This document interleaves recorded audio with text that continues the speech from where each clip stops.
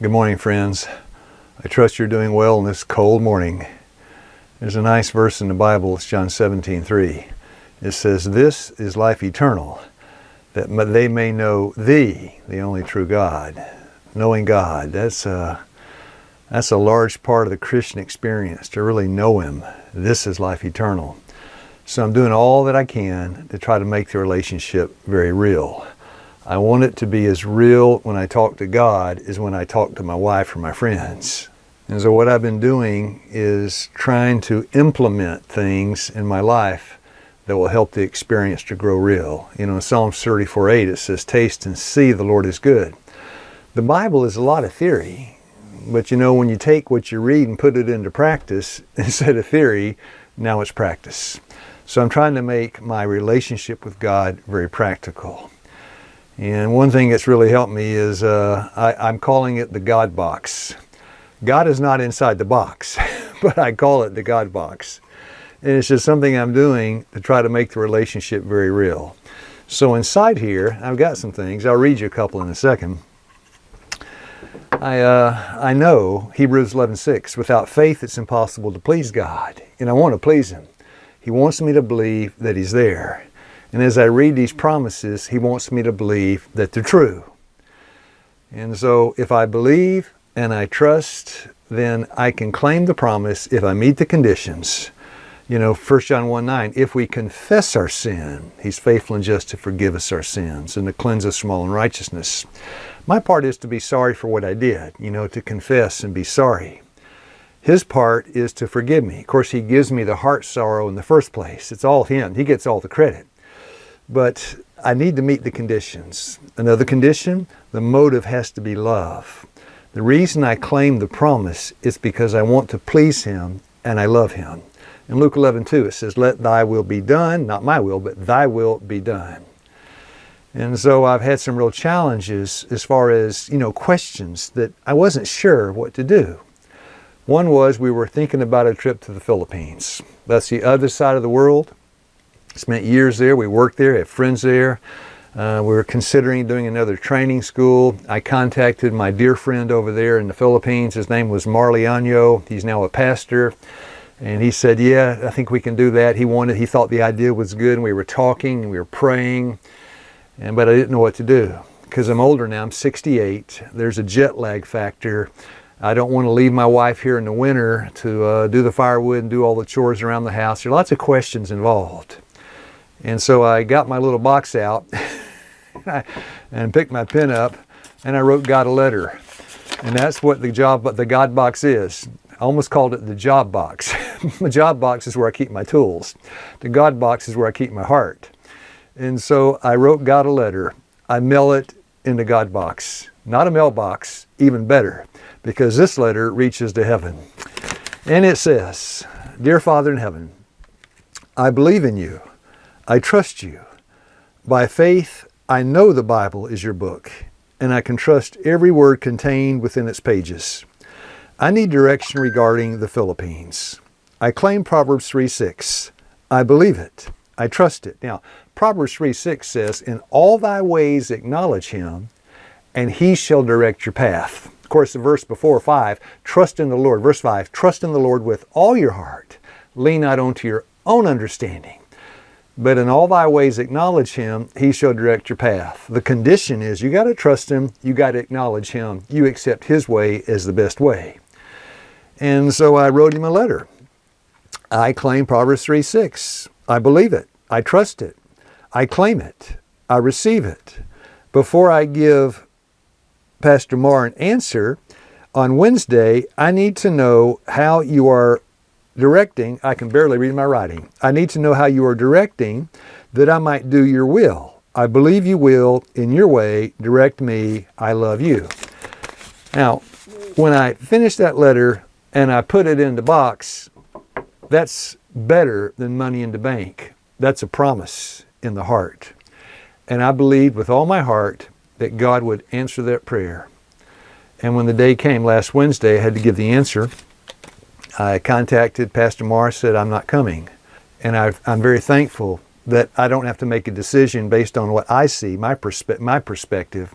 but God can give grace to make the decision. Now, here's the test of faith.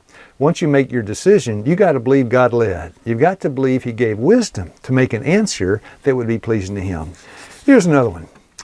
It says, Dear Lord, I claim James 1:5. Now, James 1:5 says, If any lack wisdom, let him ask of God, who giveth to all men liberally and upbraideth not, and it shall be given. So I use that promise a lot. James 1:5. File that one away, write that one down, because you don't know what to do, then you know what to do. It says, Dear Lord, I claim James 1:5. I believe you will give wisdom on a decision regarding a colonoscopy. I had a little bit of a digestive issue, and the doctor, my primary care doctor, recommended a colonoscopy. It was scheduled for a couple of weeks from now, and this morning I had to make my decision, and I made it. I'm not going to do it. I'm going to try some lifestyle interventions. But it's nice to know that in the background, although God is unseen, dear friends, He's very active. And I believe this is what would be pleasing to God, to try to make some different lifestyle adjustments and see if that will not help with the problem. I thank you for wisdom to make a choice for you. And I signed it, your son Lew. As many as received him, he gave power to be the sons of God. So the Lord calls us His children. And if your child needed to know some sort of answer to some sort of problem, and you had the answer and they did not, wouldn't you tell them? 1 John 3 verse 1, Behold what manner of love the Father has given unto us, that we shall be called the sons and daughters of God. We're children. He's our Father. And He wants to help us. So in the job box, I got one more. It's a blue one. It said, Dear Father, I claim James 1:5 regarding Jamaica and the Abbeville trips. We have a trip planned for Jamaica, and then I have a building trip to Abbeville to work for a month on a couple of building projects. But I don't want to go if God doesn't want me to go, because if God wants me to go, I know there's a purpose, there's a place, it's His plan. And I want to fit into God's plan. My ways aren't your ways, my thoughts aren't your thoughts, my plans aren't your plans, Isaiah 55 verse 8. So I've been praying about it to know exactly what to do. Dear Father, I claim James 1:5 regarding Jamaica and Abbeville trips. I believe you will supply my need of wisdom when it is time for a decision. I believe because you've promised it, your will be done. I love you, your son Lew. And so that's the God box. It makes it very real. And I know once I write it down and once I claim the promise, since God promised, He can't lie, right? I claim the promise, I put it in the mail, it's a sure thing. And so I try to be patient, waiting upon the Lord to give an answer in His time, but sometimes there are deadlines I have to give an answer. So when the time comes and I've got to answer, I have to believe God led in my deliberations and my thinking, and that what I say is His will because He promised. You know, what else I try to make it real, the relationship. When I walk in the mornings, I begin to pray. And as I walk and I see the sights in nature, I hear the sounds, I see the encouraging things, the sights and sounds of nature. And as I walk in nature, I talk to God. And it's as if He's walking with me. I like to walk in nature. It's good exercise for the body. And it's good exercise for the mind. You know, I go into my closet. This is my closet in the morning. Matthew 6:6. Jesus says, go into your closet and pray in secret. This is my kind of secret place of prayer. I'm on the road by myself in the woods. Very peaceful, very quiet. And I see reminders of the Creator as I view His creation. So I try to make it a habit to get up in the morning, get my walking shoes on, get out on the road, and talk to God as if He's my friend, as if He's walking side by side with me. You know, another way to make the relationship real is when you go somewhere in the car, you know, you got a passenger seat, right? You got the driver's seat, and I'm sitting in it, and you got the passenger seat. Well, you know, God always goes along for the ride. Jesus says, Matthew 28:20, I am with you always, even until the end of the world. So yeah, He's there with you. So why not talk to Him as you would talk to a passenger in the car? You know, prayer is a mysterious science. To pray to a God you've never seen, who's in a place that you've never been, and to think that your prayers can change our lives and the lives of those around us, that's a mysterious science. But I know it to be true. 6 months ago, I was driving to Savannah, which is a town in about 45 minutes from here.